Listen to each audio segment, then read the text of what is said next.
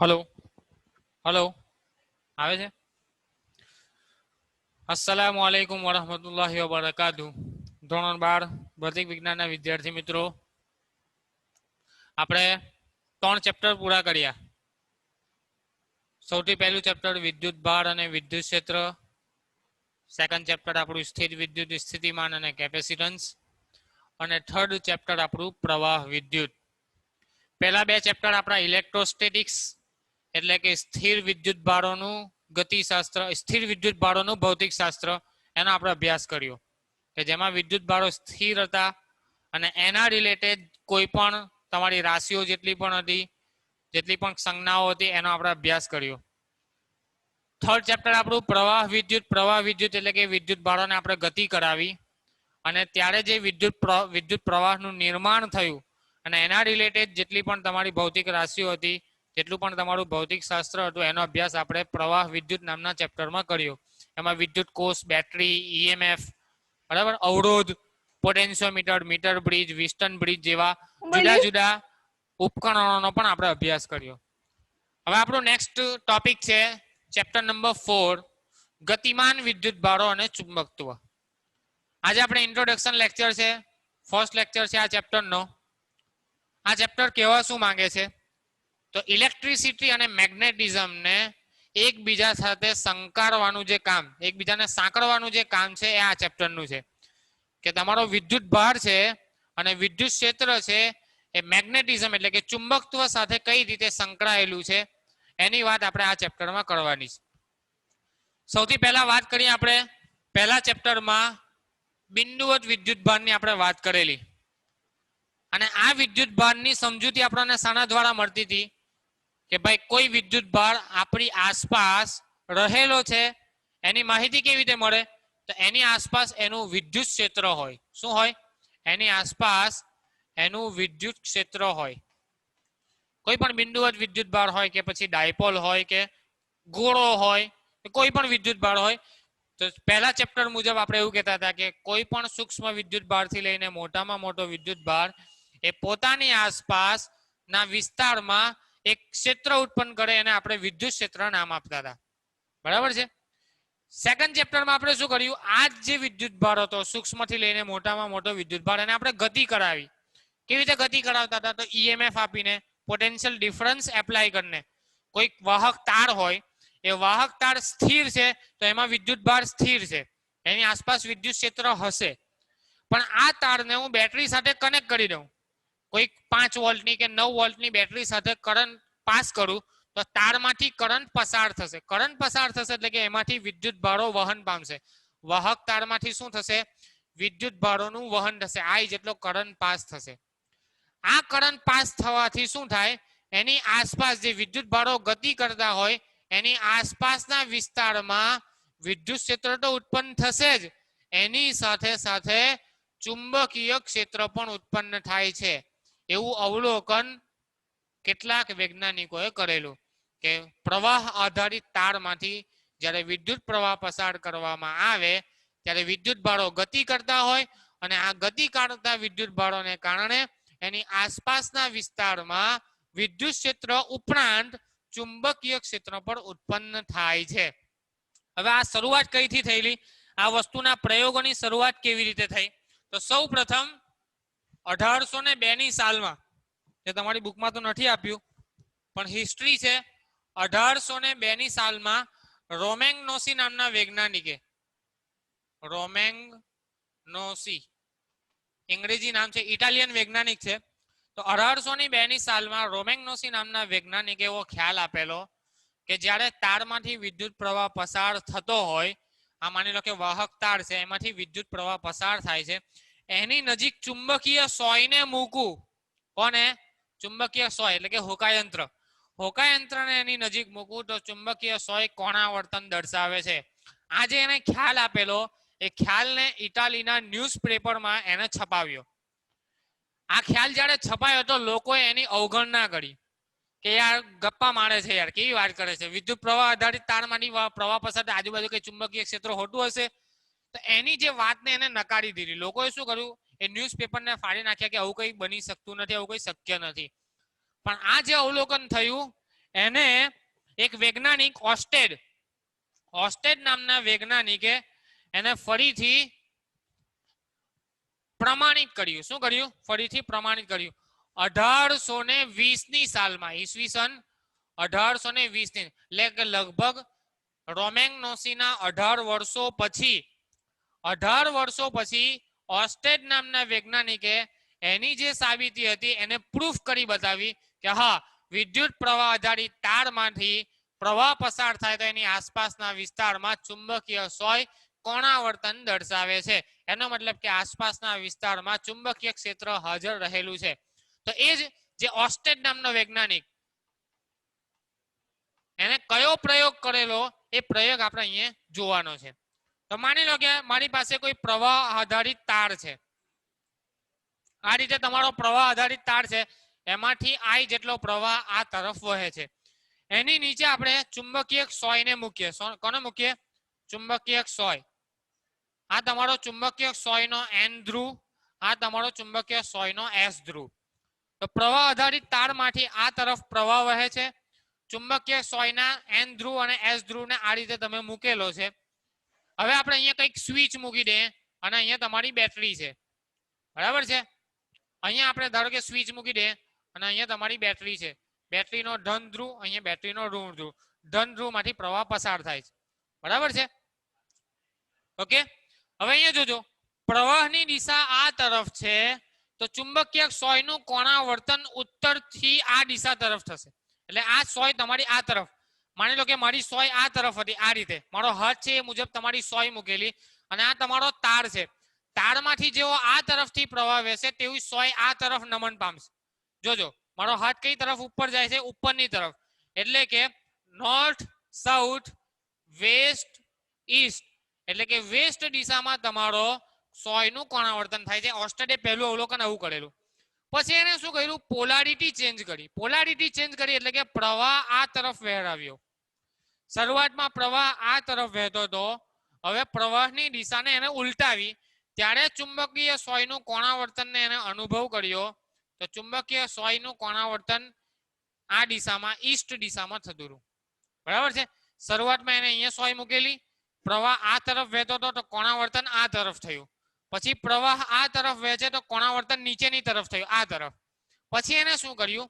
Polarity change ના કરી, તારને નીચે લઈ લીધો. તારને શું કર્યો? નીચે. તાર નીચે, સોય ઉપર. તો આ પ્રકારની કોઈ ઘટના બની. તમારો તાર નીચેની તરફ, એમાંથી પ્રવાહ આ તરફ જ વહે છે I જેટલો, અને સોયને ઉપરની તરફ લઈ લીધી, આ તરફ. ત્યારે પણ એને જોયું કે આવર્તન આ તરફ દર્શાવ્યું, એટલે પ્રવાહ આ તરફ જતો હતો તો કોણાવર્તન સોયનું આ તરફ થયું, એટલે કે વેસ્ટ દિશામાં, બરાબર છે.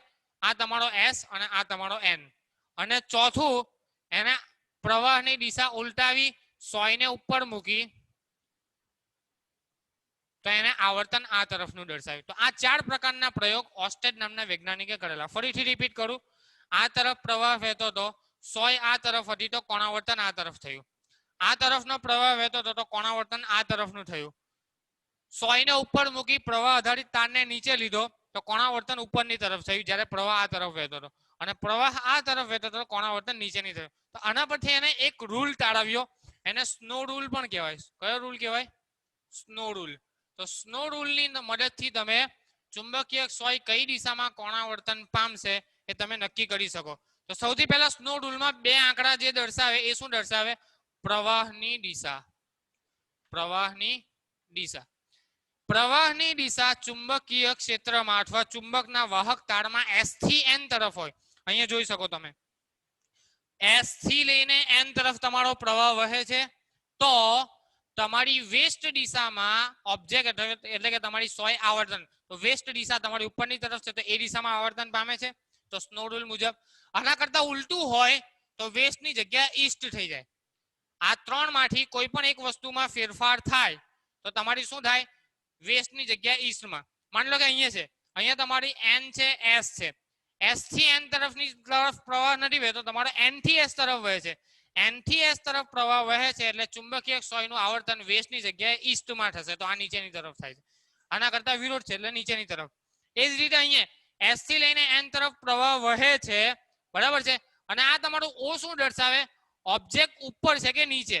ઓબ્જેક્ટ આ તમારો રિયલ કન્ડિશન છે, એના કરતા ઉલટું હોય, ઓબ્જેક્ટ તમારો નીચે તરફ હોય, આ પ્રવાહ આધારિત તાર તમારો 100 કરતા નીચેની તરફ હોય તો પણ તમારી દિશા ઉલટાઈ જાય. તો અહીંયા તમારો ઓબ્જેક્ટ નીચે આવી ગયો, ભલે પ્રવાહની દિશા આ તરફ હતી અને ઓબ્જેક્ટ તમારો ઉલટાયો, એટલે તમારું આવર્તન આ તરફ આવશે. તો સ્નો રૂલ મુજબ તમે આવર્તનની દિશા નક્કી કરી શકો છો. બીજી એક વસ્તુ તમારે પુઠ્ઠાની મદદથી તમે વિચારવું હોય કે પુઠ્ઠામાં તમારો કોઈ તાર હોય, ઓસ્ટેનના અવલોકનને થોડો વધારે ખ્યાલ આપવો હોય, માની લો કે આ પૃષ્ઠ છે તમારો, આ પૃષ્ઠ, એ પૃષ્ઠમાં અંદરની તરફ તમારો પ્રવાહ વહેતો હોય તો તમારી સંજ્ઞા પ્રણાલી મુજબ વિદ્યુત પ્રવાહની દિશા પૃષ્ઠના અંદરની તરફ હોય, એટલે કે અંદરની તરફ તમારો તાર આ રીતે ગોઠવેલો હોય, આ રીતે તમારો તાર, માની લો કે આ તમારો તાર છે તો તાર આ રીતે તમારો ગોઠવેલો છે અને પ્રવાહ અંદર તરફ વહે છે, તો તમારા ચુંબકીય ક્ષેત્રની દિશા કઈ આવે? તો જમણા હાથના અંગૂઠાનો નિયમ વાપરવાનો. કોનો નિયમ? જમણા હાથના અંગૂઠાનો નિયમ. આ મારો જમણો હાથ છે, જમણા હાથના અંગૂઠાનો નિયમ. તો અમારી જે અંગૂઠો છે એ અંગૂઠાને પ્રવાહની દિશામાં ગોઠવવાનો. મારો પ્રવાહ કઈ તરફ છે? અંદરની તરફ. અંદરની તરફ એટલે અંગૂઠાને આ તરફ ગોઠવું, અંગૂઠાને આ તરફ ગોઠવું અને આંગળીઓ જે તરફ વળે એ તરફ તમારા ચુંબકીય ક્ષેત્રની દિશા, એટલે કે તમારું ચુંબકીય ક્ષેત્ર આ દિશામાં હશે, આ રીતે, એની આસપાસના વિસ્તારમાં આ રીતે હશે, એટલે કે એન ધ્રુવ આ બાજુ, એન એન અને એસ ધ્રુવ આ બાજુ, બરાબર છે. આ રીતે તમારા ચુંબકીય ક્ષેત્રની જોજો. આ અંદરની તરફ તમારો અંગૂઠો, આંગળીઓ જે તરફ વળે એ તરફ તમારા ચુંબકીય ક્ષેત્રની દિશા. માની લો કે પ્રવાહ તમારો બહારની તરફ આવે છે, એને આપણે આ ટપકા વડે દર્શાવીએ. પ્રવાહ મારો બહારની તરફ આવે છે, તો આ જુઓ, અંગૂઠો મારો બહારની તરફ છે જમણા હાથનો, તો પ્રવાહની એ વિદ્યુત ચુંબકીય ક્ષેત્રની દિશા કઈ તરફ? આ તરફ આવે છે, આ બાજુ આવે છે, તો મારી આંગળીઓ આ તરફ વળે છે, તો મારા ચુંબકીય ક્ષેત્રની દિશા આ તરફ લેવાની, બરાબર છે. તો ઓસ્ટેડના પ્રયોગ પરથી એવું સાબિત થયું કે પ્રવાહ આધારિત લૂપમાં જો અંદર તરફ પ્રવાહ વહેતો હોય તો જમણા હાથના અંગૂઠાની નિયમ મુજબ તમારા પ્રવાહની દિશા આ રીતે આવશે, અને જો પ્રવાહ બહાર તરફ નીકળતો હોય, તમારો વિદ્યુત પ્રવાહ આ તરફ આવતો હોય તો જમણા હાથના અંગૂઠાના નિયમ અનુસાર તમારી ચુંબકીય ક્ષેત્રની દિશા આ તરફ આવશે. મતલબ ઓસ્ટેડનું અનુમાન શું છે કે ઓસ્ટેડે એવું સાબિત કર્યું કે પ્રવાહ આધારિત તારમાંથી વિદ્યુત પ્રવાહ પસાર કરવામાં આવે તો એની આસપાસના વિસ્તારમાં ચુંબકીય સોય મુકતા તે કોણાવર્તન દર્શાવે છે, માટે વિદ્યુત ક્ષેત્ર ઉપરાંત ચુંબકીય ક્ષેત્ર પણ પ્રવાહ આધારિત તારની આસપાસ રહેલું છે. બીજી એક વસ્તુ ઇમ્પોર્ટન્ટ, વિદ્યુત ક્ષેત્ર કોની કારણે ઉદ્ભવ્યું? ગતિમાન વિદ્યુત ભારો. કોના કારણે ઉદ્ભવ્યું? ગતિમાન વિદ્યુત ભારો. તો વિદ્યુત ભારો જ્યારે ગતિ કરતા હોય ત્યારે જ ચુંબકીય ક્ષેત્ર ઉત્પન્ન થાય. સ્થિર વિદ્યુત પ્રવાહમાં ચુંબકીય ક્ષેત્ર ઉત્પન્ન થતું નથી. માની લો કે કોઈ વિદ્યુત ભાર અહીંયા ક્યુ પડેલો છે, એને તમે ચુંબકીય વિદ્યુત ક્ષેત્રમાં મૂકો, સમાન વિદ્યુત ક્ષેત્રમાં એને મૂકો, બરાબર છે. તો સમાન વિદ્યુત ક્ષેત્રના કારણે આ વિદ્યુત ભાર પર કોઈક બળ લાગે અને એ બળને કારણે v જેટલા વેગથી ગતિ કરે, અને v જેટલા વેગથી ગતિ કરે તો ગતિમાન વિદ્યુત ભાર, તો એને કારણે વિદ્યુત ક્ષેત્ર પણ ઉત્પન્ન થાય અને ચુંબકીય ક્ષેત્ર પણ ઉત્પન્ન થઈ શકે. તો આ તમારો સૌથી પહેલો ખ્યાલ ઓસ્ટેડ નામના વૈજ્ઞાનિકે આપેલો. હવે આ ખ્યાલ પરથી જુદા જુદા વૈજ્ઞાનિકો પ્રેરિત થયા. એના પછી મેક્સવેલ આવ્યો. કોણ આવ્યો? મેક્સવેલ. તો મેક્સવેલ નામના વૈજ્ઞાનિકે શું કર્યું? એને સાબિત કર્યું કે પ્રકાશના તરંગો એ વિદ્યુત ચુંબકીય તરંગો છે. કેવા તરંગો છે? વિદ્યુત ચુંબકીય તરંગો છે. પ્રકાશના તરંગો એ ઇલેક્ટ્રોમેગ્નેટિક વેવ્સ છે, એવું એને સાબિતી આપી મેક્સવેલે. પછી બીજા ઘણા વૈજ્ઞાનિક આવે, જેસી બોઝ અને માર્કોની. આ બે વૈજ્ઞાનિકોએ શું કરેલું? પ્રકાશના તરંગો જે વિદ્યુત ચુંબકીય તરંગો છે, એ વિદ્યુત ચુંબકીય તરંગોનું ઉત્પાદન કઈ રીતે થાય એની શોધ કરેલી. એટલે વિદ્યુત અને ચુંબકત્વમાં આ જુદા જુદા વૈજ્ઞાનિકોનો ફાળો. સૌથી પહેલા તમારો ઓસ્ટેડે ચુંબકત્વનો ખ્યાલ આપેલો, એને હાજરી સૂચવેલી. એ હાજરીને કારણે મેક્સવેલ નામના વૈજ્ઞાનિકે પ્રેરિત થઈને પ્રકાશના તરંગો વિદ્યુત ચુંબકીય તરંગો છે એવું સાબિત કરેલું.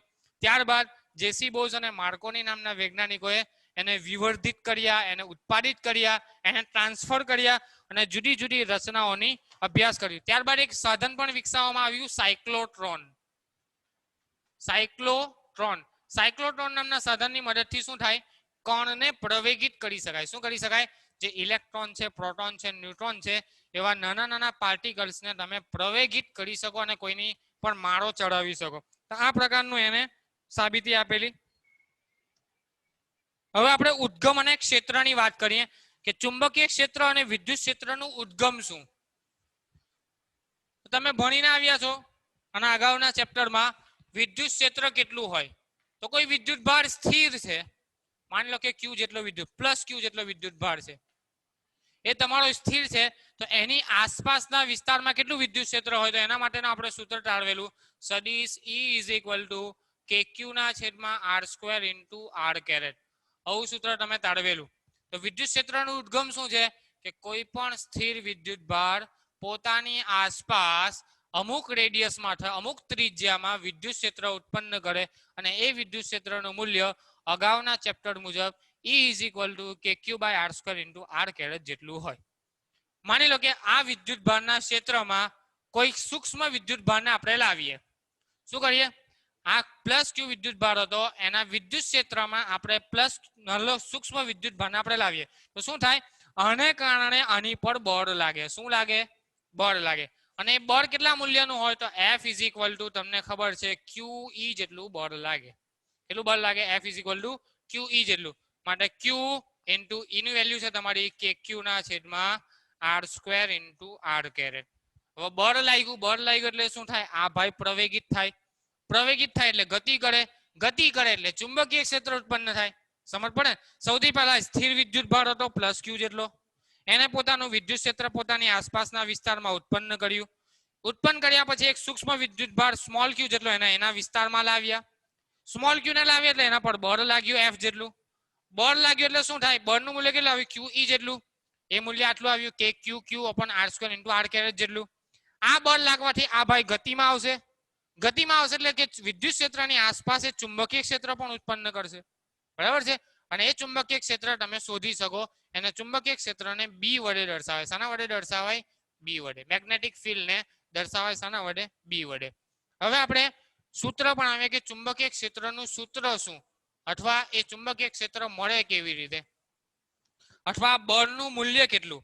ચુંબકીય બળ જે લાગે છે એ ચુંબકીય બળનું મૂલ્ય કેટલું, ચુંબકીય ક્ષેત્રને કારણે એના પર જે બળ લાગે ચુંબકીય બળનું મૂલ્ય કેટલું, તો એને આપણે FM કહીએ. F magnetic force. તો એવું અનુમાનો પરથી અને પ્રયોગો પરથી એવું તારવવામાં આવ્યું કે માની લો કે આ તમારું કોઈક વિદ્યુત ક્ષેત્ર છે. બરાબર છે? સમાન વિદ્યુત ક્ષેત્ર. આ સમાન વિદ્યુત ક્ષેત્રમાં આ તમારું કોઈક વિદ્યુત ક્ષેત્ર છે, E જેટલું વિદ્યુત ક્ષેત્ર છે. એમાં તમે થીટા જેટલા એંગલ પર, થીટા જેટલા ખૂણા પર V જેટલા વેગથી કોઈ વિદ્યુત ભારને દાખલ કરો. શું કરો છો? B જેટલા ચુંબકીય ક્ષેત્રમાં, E જેટલા નહીં પણ B જેટલા ચુંબકીય ક્ષેત્રમાં. B જેટલું તમારું ચુંબકીય ક્ષેત્ર છે. B જેટલા ચુંબકીય ક્ષેત્રમાં કોઈ Q વિદ્યુત ભારને V જેટલા વેગથી થીટા ખૂણાએ તમે દાખલ કરો તો એના પર લાગતું જે ચુંબકીય બળ છે, આ ચુંબકીય ક્ષેત્રને કારણે આ વિદ્યુત ભાર પર લાગતું ચુંબકીય બળ એ વિદ્યુત ક્ષેત્રના સમપ્રમાણમાં હોય. બીજું એના વેગના સમપ્રમાણમાં હોય. વેગના સમપ્રમાણમાં નહીં પણ વેગના સાઇન ઘટક. આ વેગ છે એ વેગના બે ઘટક પડે, V sin થીટા અને V cos થીટા. આવા બે ઘટકો પડશે. એક તમારો હોરિઝોન્ટલ ઘટક અને એક વર્ટિકલ ઘટક. તો વેગના સાઇન થીટા વાળા કમ્પોનન્ટના સમપ્રમાણમાં અને વિદ્યુત ભારના સમપ્રમાણમાં. એટલે કે ચુંબકીય ક્ષેત્રમાં કોઈ Q વીજભાર V જેટલા વેગથી થીટા ખૂણાએ દાખલ થતો હોય તો એના પર લાગતું બળ, ચુંબકીય ક્ષેત્ર દ્વારા લાગતું બળ એ ચુંબકીય ક્ષેત્રના સમપ્રમાણમાં, વેગના સાઇન થીટાના કમ્પોનન્ટના સમપ્રમાણમાં અને વિદ્યુત ભારના મૂલ્યના સમપ્રમાણમાં હોય એવું પ્રયોગો પરથી તારવવામાં આવેલું. આવું કોણે તારવેલું? એમ્પિયર નામના વૈજ્ઞાનિકે તારવેલું. બરાબર છે? આની સાબિતી પણ આવશે, આગળ જોઈશું. આગળ ચેપ્ટર આવશે ને એમાં ભણીશું. તો આના પરથી આપણે સૂત્ર તારવીએ તો શું આવશે? Q V B sin theta. અને અહીંયા કોઈ કોન્સ્ટન્ટ મૂકી દે, પ્રોપોર્શનાલિટી કાઢીને આપણે K જેટલો કોન્સ્ટન્ટ મૂકી દે. SI પદ્ધતિમાં K નું મૂલ્ય 1 લેવામાં આવે છે. કેટલું મૂલ્ય લેવામાં આવે છે? K નું મૂલ્ય. તો તમને FM ચુંબકીય બળનું સૂત્ર મળશે Q VB sin થીટા. કેટલું સૂત્ર આવ્યું તમારું? Q VB sin theta. બરાબર છે. હવે VB sin થીટા છે એને તમે V ક્રોસ B પણ લખી શકો. તો FM બરાબર તમે એવું લખી શકો Q કૌંસમાં V cross B. Cross product તમને ખબર છે, કોઈ પણ બે સદિશનો ક્રોસ પ્રોડક્ટ હોય તો VB sin થીટા લખાય. તો આ તમારો ક્રોસ પ્રોડક્ટ છે.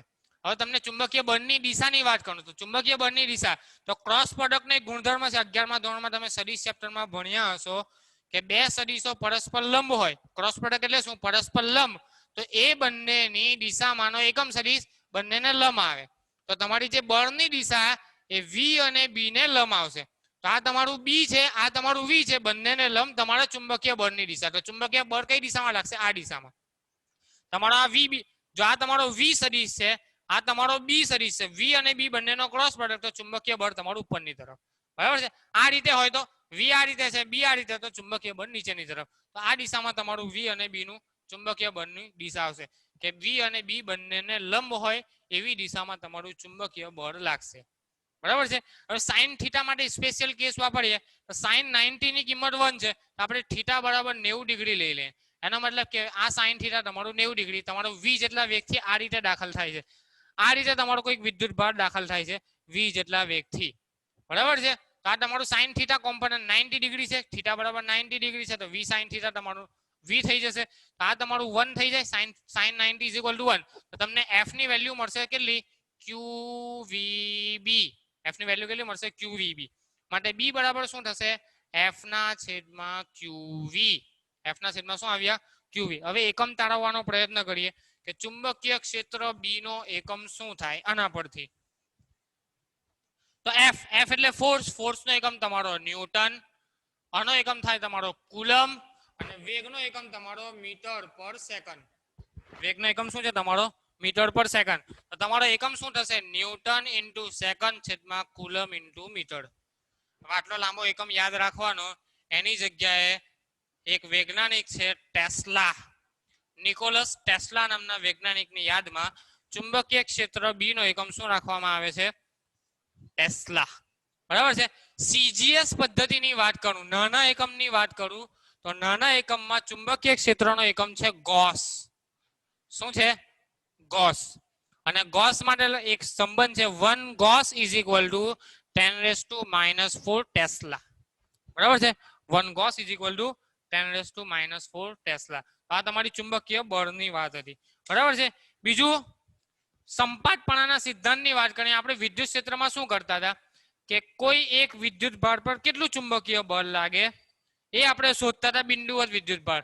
એવા ઘણા બધા વિદ્યુત ભારો હોય વિદ્યુત ક્ષેત્રમાં, તો આપણે સંપાતપણાનો સિદ્ધાંત ઉપયોગ કરતા હતા. તમને યાદ હોય તો માની લો કે આ તમારી કોઓર્ડિનેટ સિસ્ટમ હોય, એ કોઓર્ડિનેટ સિસ્ટમમાં કોઈ એક બિંદુવત વિદ્યુત ભાર હોય. અહીંયા તમારો પરીક્ષણ વિદ્યુત ભાર Q હોય. આના વિદ્યુત ક્ષેત્રને કારણે આના પર કંઈક બળ લાગે, એ બળ તમારું Q1 × E જેટલું હોય. બરાબર છે. આનું વિદ્યુત ક્ષેત્ર ગુણ્યા Q1. તો આ તમારો એક વિદ્યુત ભાર માટે હતો. બરાબર છે. માની લો કે અસંખ્ય વિદ્યુત ભાર હોય, Q1, Q2, Q3, Q4. તો તમે શું કરતા હતા? સંપાતપણાનો સિદ્ધાંત યુઝ કરતા હતા કે નહીં? એ જ રીતે વિદ્યુત ક્ષેત્રમાં જે રીતે સંપાતપણાના સિદ્ધાંતની મદદથી વિદ્યુત બળ શોધતા હતા, એ જ રીતે ચુંબકીય ક્ષેત્રમાં પણ સંપાતપણાના સિદ્ધાંતની મદદથી તમે પરિણામી ચુંબકીય ક્ષેત્ર મેળવી શકો જુદા જુદા વિદ્યુત ભારોને કારણે. બરાબર છે. અને મેક્સવેલ અને ઓસ્ટેડ નામના વૈજ્ઞાનિકોએ પ્રયોગો કરીને એવું તારવેલું કે વિદ્યુત અને ચુંબકત્વ એકબીજા સાથે સંકળાયેલા છે. તો આ તમારો ઉદ્ગમની વાત છે. ઉદ્ગમની સાથે સાથે થોડુંક લખાણ આપેલું છે, તે પણ આપણે સંભળાય. ક્ષેત્રના આ ખ્યાલને ફેરેડે વિશેષ આગ્રહ રાખ્યો અને મેક્સવેલે વિદ્યુત અને ચુંબકત્વનું એકાકીકરણ કર્યું અને તેમાં તેનો ઉપયોગ કર્યો. અવકાશમાં દરેક બિંદુ સ્થાન પર આધારિત સમય સાથે બદલાઈ શકે. કોઈક બિંદુએ વિદ્યુત ક્ષેત્ર એક વધુ વિદ્યુત ભારોને કારણે હોઈ શકે. આપણે વાત કરી સંપાતપણાના સિદ્ધાંતની, તો જો વધારે વિદ્યુત ભારો હાજર હોય તો આ ક્ષેત્રનો સદિશ સરવાળો થાય છે, જે આપણે પ્રકરણ 1 માં વિદ્યુત ક્ષેત્રમાં સંપાતપણાના સિદ્ધાંત તરીકે ઓળખીએ છીએ. બીજું તમારું છે લોરેન્ઝ બળ.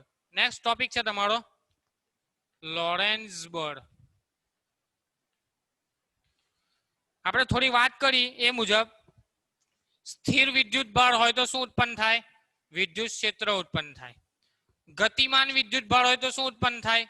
નિયમિત વેગથી v જેટલા વેગથી ગતિ કરતો હોય તો વિદ્યુત ક્ષેત્ર પણ ઉત્પન્ન થાય અને ચુંબકીય ક્ષેત્ર પણ ઉત્પન્ન થાય. માની લો કે વિદ્યુત ભાર તમારો પ્રવેગિત ગતિ કરે છે. કેવી ગતિ કરે છે? પ્રવેગિત ગતિ, એક્સેલરેશન વાળી ગતિ, નિયમિત વેગથી નહીં પણ પ્રવેગિત ગતિ કરે છે. v જેટલા વેગથી ગતિ કરે છે અને પ્રવેગી ગતિ, તો પ્રવેગી ગતિ દરમિયાન વિદ્યુત ક્ષેત્ર પણ ઉત્પન્ન થાય, ચુંબકીય ક્ષેત્ર પણ ઉત્પન્ન થાય અને સાથે સાથે ઇલેક્ટ્રોમેગ્નેટિક વેવ પણ ઉત્પન્ન કરે. ગતિ કરતો વિદ્યુત ભાર શું કરે? ઇલેક્ટ્રોમેગ્નેટિક વેવનું પણ ઉત્સર્જન કરે. તો 3 કેસ. આ પહેલો ચેપ્ટરમાં આપણે ભણ્યા.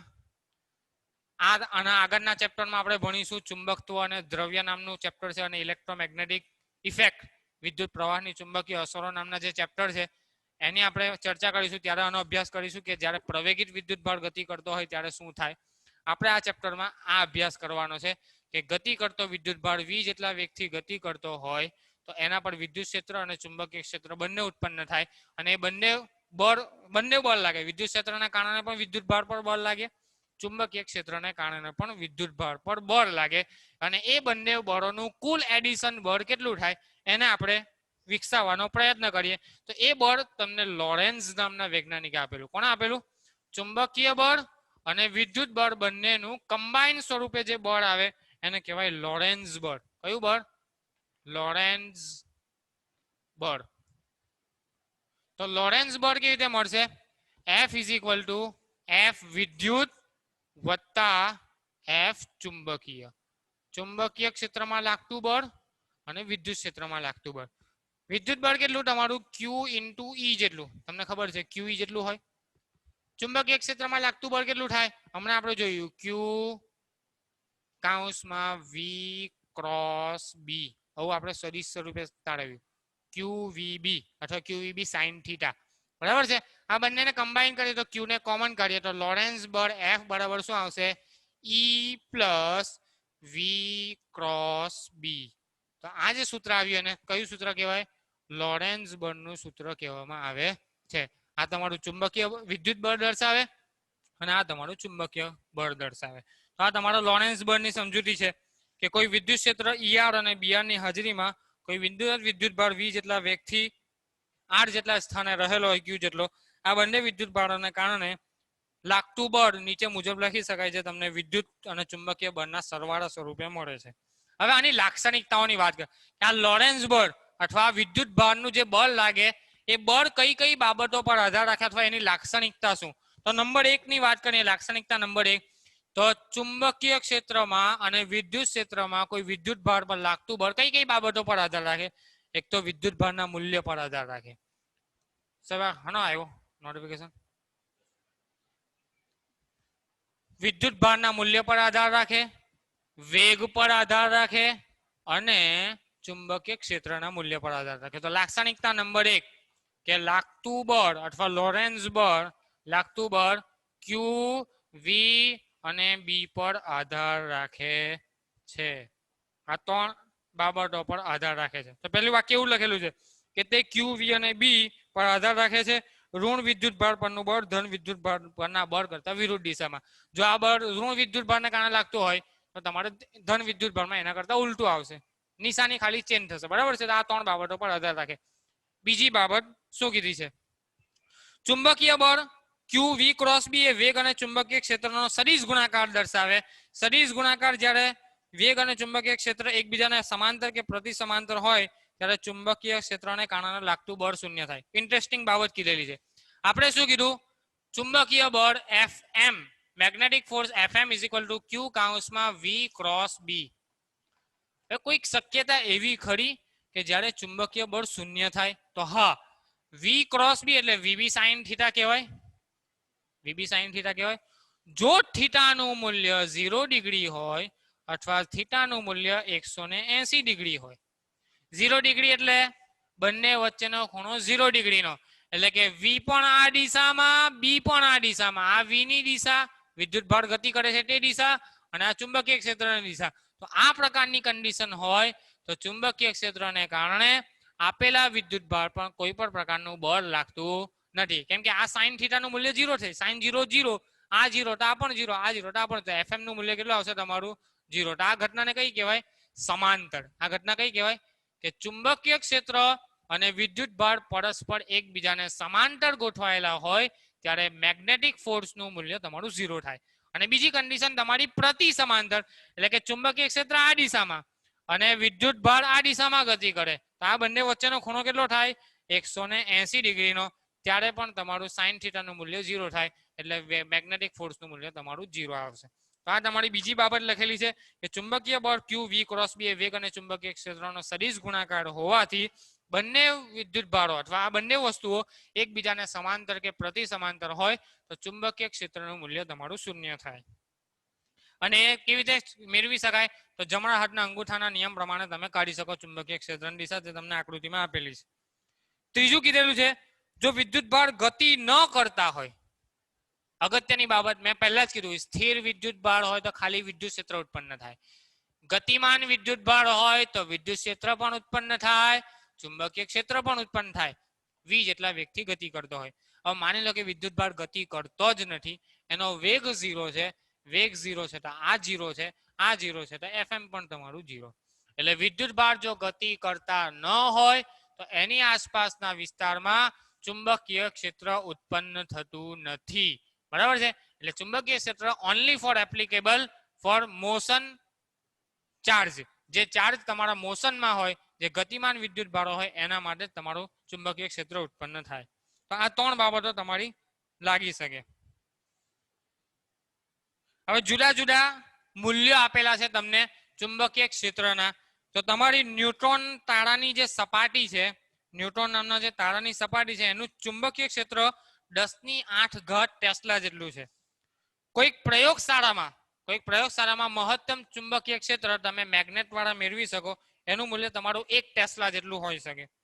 નાનો જે લંબચોરસ ચુંબક હોય, ગજ્યો ચુંબક હોય, બાર મેગ્નેટ, એનું ચુંબકીય ક્ષેત્ર 10⁻²𝟑 ટેસ્લા જેટલું હોય.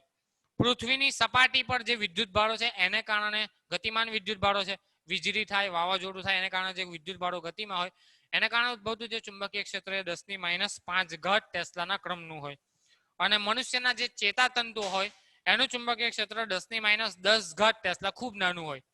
અને તારાઓ વચ્ચેના જે અવકાશ છે એની વચ્ચેનું ચુંબકીય ક્ષેત્ર, તારાઓ વીજળીથી ચકમકતા હોય એના આસપાસના વિસ્તારમાં જે ચુંબકીય ક્ષેત્ર ઉત્પન્ન થાય એ પણ તમારા 10⁻12 ટેસ્લાના ક્રમનું હોય છે.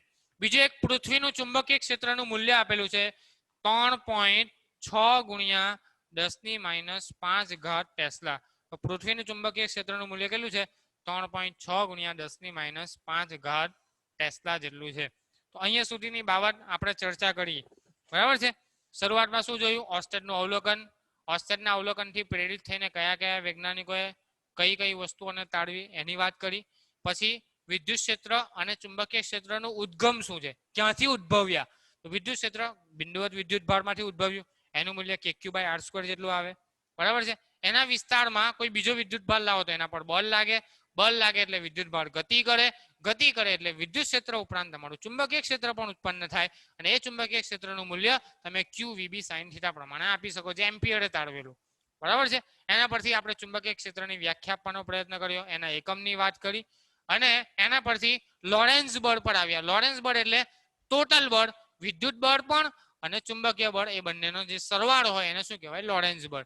અને લોરેન્ઝ બળ જુદી જુદી 3 બાબતો પર આધાર રાખે. એક તો Q પર, V પર અને B પર આધાર રાખે. બીજું, લોરેન્ઝ બળની દિશા V અને B ની દિશાને લંબ સ્વરૂપે હોય.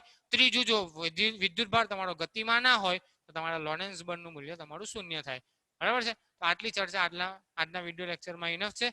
Okay, thank you. Next time આપણે પ્રવાહ આધારિત તાર વડે ઉદ્ભવતા વિદ્યુત ચુંબકીય ક્ષેત્રની વાત કરીશું.